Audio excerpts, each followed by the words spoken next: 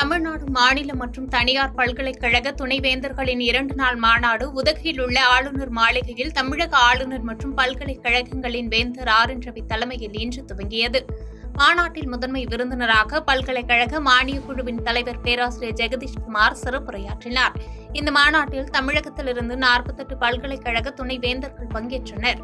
மாநாட்டை தொடங்கி வைத்து பேசிய தமிழக ஆளுநர் ஆர்.என். ரவி, 2021ஆம் ஆண்டு தான் ஆளுநராக பொறுப்பேற்ற போது தமிழகத்தில் உள்ள பல்கலைக்கழகங்கள் மிகவும் மோசமான நிலையில் இருந்ததாகவும் சில பிரச்சினைகள் இருந்ததாகவும் தெரிவித்தார்.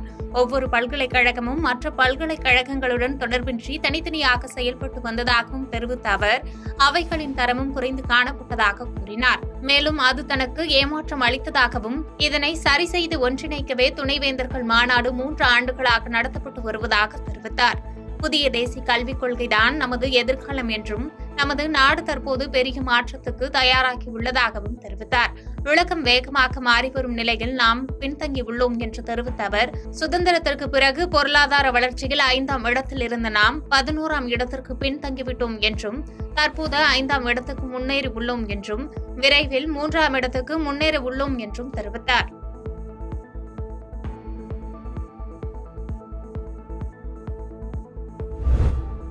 மே 29ஆம் தேதி முதல் வாக்கு எண்ணும் மையங்களில் பணி செய்யக்கூடியவர்களுக்கு பயிற்சி அளிக்கப்பட உள்ளது என்றும் வாக்கு எண்ணும் பணிக்கு கூடுதல் மேற்பார்வையாளர்கள் பணியமர்த்தப்பட உள்ளார்கள் என்று சென்னை மாநகராட்சி ஆணையரும் மாவட்ட தேர்தல் அலுவலருமான ராதாகிருஷ்ணன் பேட்டியளித்துள்ளார்.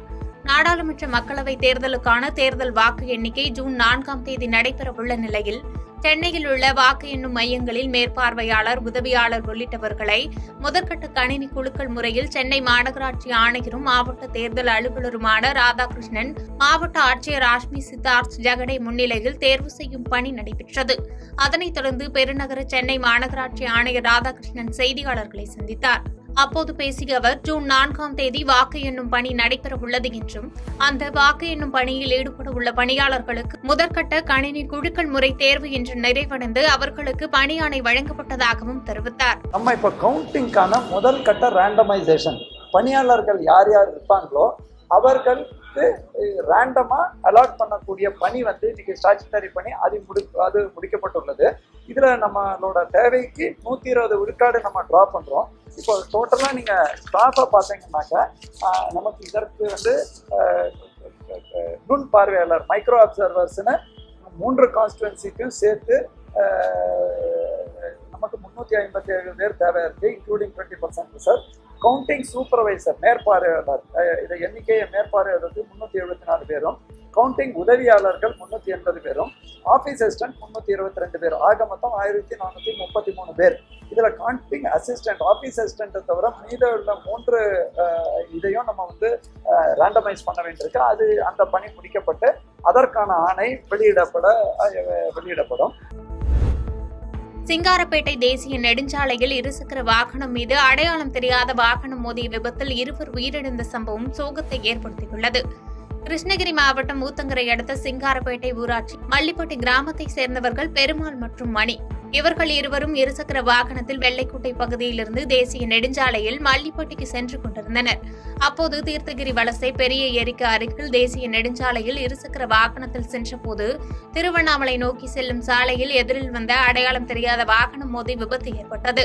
விபத்தில் இருசக்கர வாகனத்தில் சென்ற இருவர் சம்பவ இடத்திலேயே துடிதுடித்து உயிரிழந்தனர். தகவல் அறிந்த சிங்காரப்பேட்டை போலீசார் சம்பவ இடத்திற்கு சென்று உயிரிழந்த இருவரின் உடல்களை கைப்பற்றி ஊத்தங்கரை அரசு மருத்துவமனைக்கு பிரேத பரிசோதனைக்காக எடுத்து சென்றனர். மேலும் விபத்து குறித்து சிங்காரப்பேட்டை போலீசார் விபத்தை ஏற்படுத்திய வாகனம் குறித்தும் தீவிர விசாரணை மேற்கொண்டு வருகின்றனர். கல்பாக்கம் அடுத்த வாயலூர் மற்றும் கல்பாக்கம் பகுதியில் ஈசிஆர் சாலையில் மதுவிலக்கு போலீசார் வாகன சோதனையில் ஈடுபட்ட போது இருசக்கர வாகனத்தில் கடத்தி வரப்பட்ட சுமார் 7.5 கிலோ கஞ்சாவை பறிமுதல் செய்து 4 பேரை கைது செய்து சிறையில் அடைத்தனர். செங்கல்பட்டு மாவட்டம் கல்பாக்கம் அடுத்த வாயலூர் பகுதியில் இருசக்கர வாகனத்தில் கஞ்சா கடத்தி வரப்படுவதாக திருக்கழுகுன்றம் மதுவிலக்கு போலீசாருக்கு ரகசிய தகவல் கிடைத்தது. அதன் பேரில் மதுவிலக்கு பிரிவு காவல் ஆய்வாளர் அனுஷா மனோகரி தலைமையில் உதவி ஆய்வாளர் அறிவழகன் உள்ளிட்ட போலீசார் மேற்கொண்ட பகுதியில் ஈசிஆர் சாலையில் வாகன தணிக்கையில் ஈடுபட்டனர்.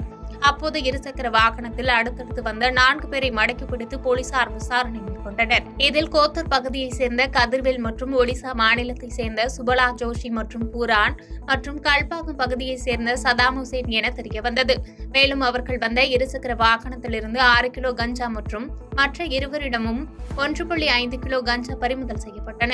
இதையடுத்து மேற்கண்ட நபர்களை போலீசார் கைது செய்து விசாரணை மேற்கொண்டதை அடுத்து 4 பேரையும் திருக்கழுகுன்றம் நீதிமன்றத்தில் ஆஜர்படுத்தி சிறையில் அடைத்தனர்.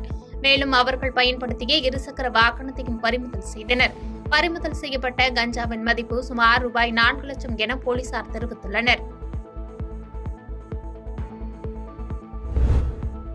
உடுமலை அருகே உள்ள அமராவதி அணையின் நீர்பிடிப்பு பகுதியான சிலந்தை ஆற்றில் தடுப்பணை கட்டுவதற்கு எதிர்ப்பு தெரிவித்து விடுதலை சிறுத்தைகள் கட்சி விவசாய பாதுகாப்பு இயக்கம் சார்பில் தாராபுரம் அண்ணா சிலை அருகே கண்டன ஆர்ப்பாட்டம் நடைபெற்றது.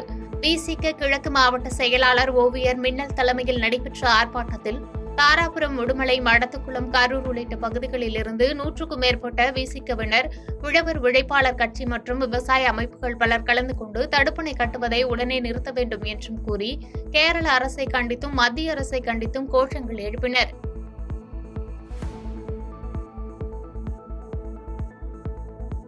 பாதகம் செய்பவரை கண்டால் நாம் பயங்கொள்ளலாகாது பாப்பா, மோதி மிதித்து விடு பாப்பா, அவர் முகத்தில் உமிழ்ந்து விடு பாப்பா. அண்மை செய்திகளை உடனுக்குடன் தெரிந்து கொள்ள இணைந்திருங்கள் இயம்நாடு தொலைக்காட்சியுடன்.